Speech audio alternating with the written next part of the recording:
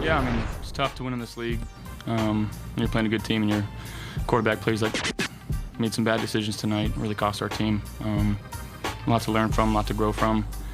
But that's not the standard we hold ourselves to. That's not the ball that we play. So, a lot to look at, a lot to learn from. Well, first mistake was not shaving off that mustache. I think the mustache is going to be gone. That mustache, Myles, it reminds me of Catholic high school, no facial hair. So the year we graduated, we all grew mustaches, and we looked ridiculous. That's the Josh Allen mustache. The kid who just finished Catholic school, it's his first summer. He can finally grow facial hair, and that's what he can do. Nope, let it go. That's when you find out you're not Tom Selleck. You just have to shave it off and deal with no hair over your lip for the rest of your life. Please, Josh, I beg you, shave that. And I have a feeling that if there's any element of superstition in Josh Allen, that's gone, Myles. Oh, no doubt. I mean, I did something similar my senior year of high school. All of a sudden, the football team, we dressed up as Star Wars. And so, of course, I was Lando Calrissian. So I did the mustache thing. And like, I look back on those pictures and it's like, good Lord, dude, what in the world were you doing? The rest of the costume is good, though. Okay. So, boy, that would have been great last Monday. It would have fit right in last Monday, but still works. The Bills weren't getting it done yesterday. And here's my big picture take on the Bills. When you get their full attention, they'll kick your ass.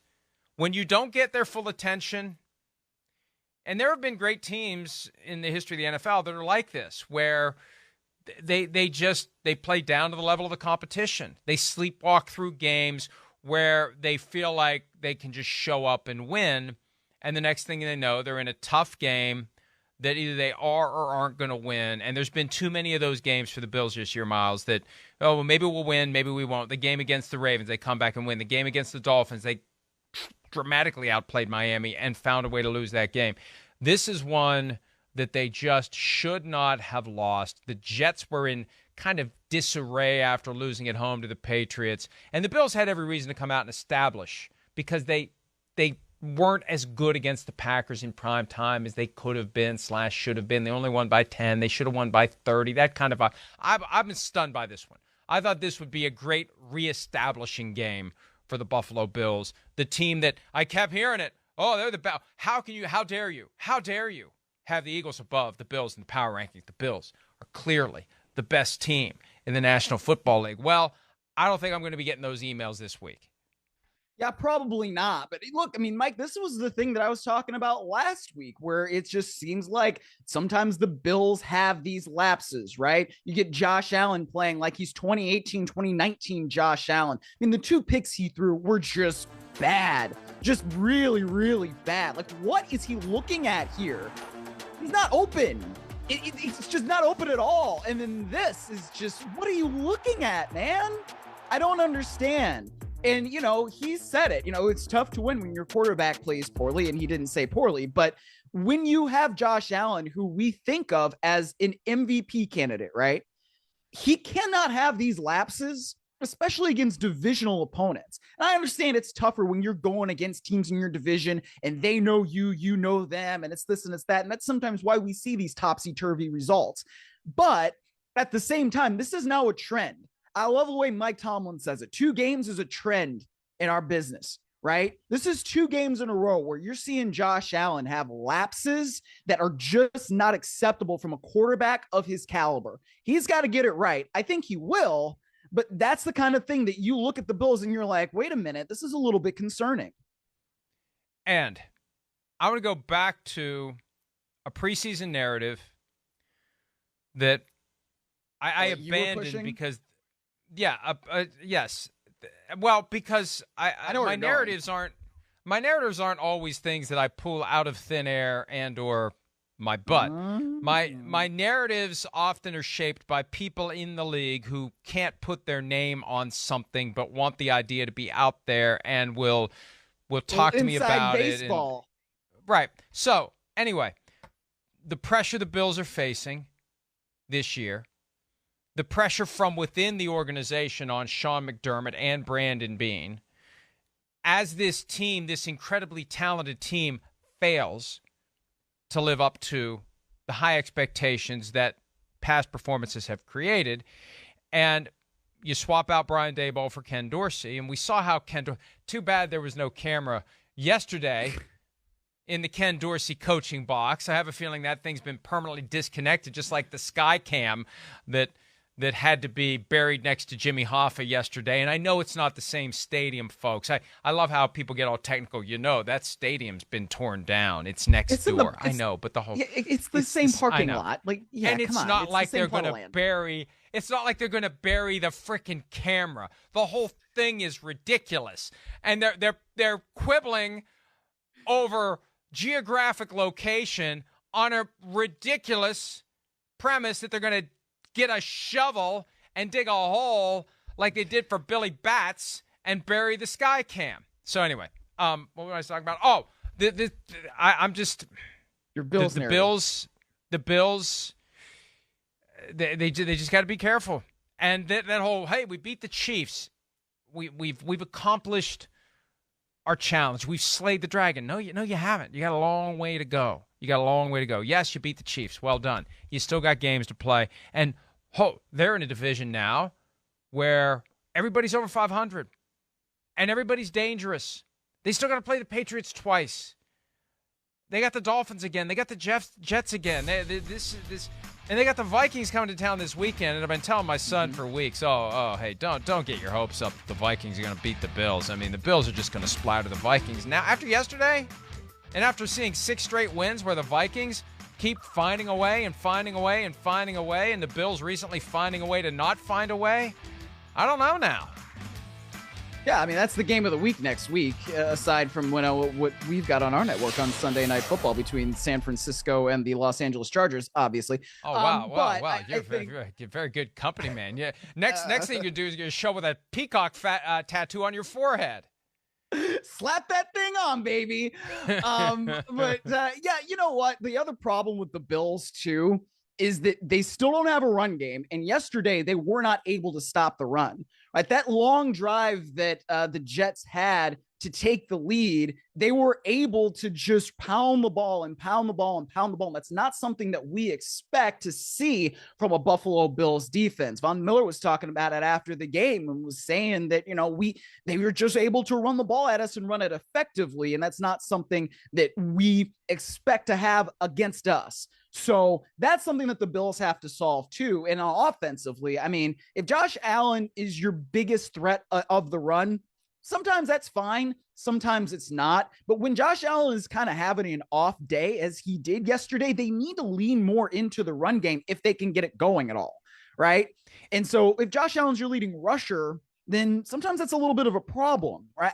I would like to see the Bills develop more of a run game. And I understand that that's a little bit difficult when Josh Allen is as good as he is. But like I said, yesterday, when he's making really, really bad decisions and really bad passes, you need to do something to take a little bit of pressure off of him. So I don't know what they've got to do in order to adjust to that. But somebody else has got to step up offensively, especially in the run game, whether it's Nyheim Hines, who they just traded for, or somebody else. Well, Nyheim Hines had 1 target yesterday in the passing game, no catches, and also no carries. So they didn't exactly plug him in the way they could have and should have. And, hey, Miles, of all the running backs that were available, I mean, all due respect to Nyheim Hines, but he's not the guy who's going to come in and all of a sudden get everybody to perk up and say, oh, the Bills got the last piece they needed. Here they go. Brandon Beane admitted that they tried to get in on the Christian McCaffrey sweepstakes, and it didn't work out. He denied that they called the Saints about Alvin Kamara. Jay Glazer reported 8 days ago that they did.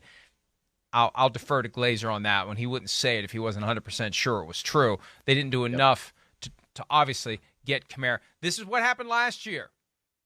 They could have gone after Von Miller. They could have gone after OBJ. And I remember saying at some point during the postseason, or maybe right after it, if the Bills had been the team to get Von Miller and OBJ, they'd be the ones holding up the trophy right now. That those moves you make at the right time in season can make all the difference or not. And back to Ken Dorsey.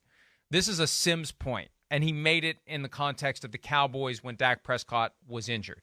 You get away from just assuming your great quarterback is going to save your ass, and you actually bust your ass to come up with plays that will work, strategies that will work, mindsets that will be effective. When you got Josh Allen, do you really work as hard?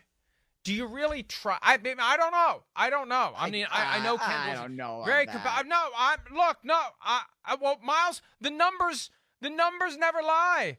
He's your leading rusher by 62 yards. I know. Like, I mean, and I'm not talking about actual, like, are you sleeping late because you know you have Josh Allen? I'm talking about the amount of time and effort that is spent to the basic football mindsets, commitment to the run, that the run sets up the pass. The better you run, the better you pass.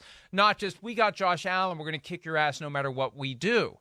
That's a very tempting mindset for teams to adopt when they have a truly special player. You don't see the Chiefs do that with Patrick Mahomes, but you see other teams do that sometimes with great quarterbacks. And I just wonder whether that's going on in Buffalo, where they're not being as creative. The head coach isn't an offensive guy.